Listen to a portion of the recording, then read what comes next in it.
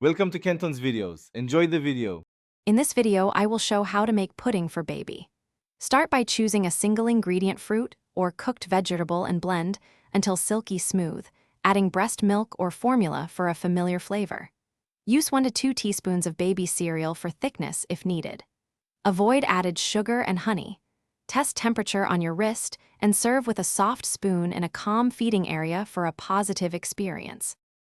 Gather simple ingredients like single ingredient fruit, cooked vegetable, breast milk, formula, or plain full-fat yogurt. Steam or bake firmer produce until soft, then mash or blend with liquid to reach a pudding texture your baby can handle easily.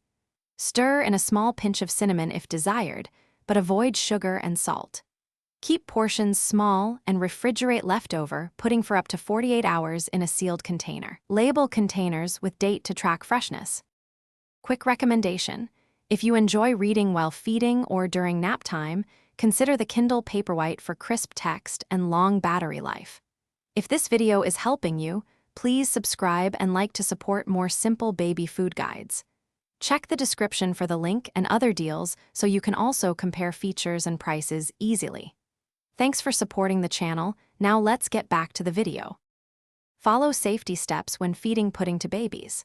Offer a small spoonful and wait for swallowing before giving more to reduce choking risk. Introduce new ingredients one at a time, waiting 3 to 5 days to watch for allergic reactions. Keep pudding smooth and avoid large lumps or nuts. Always supervise feedings and keep emergency contacts handy, and consult your pediatrician with any concerns about feeding or allergies. Trust your instincts and slow down feedings if baby seems unsure.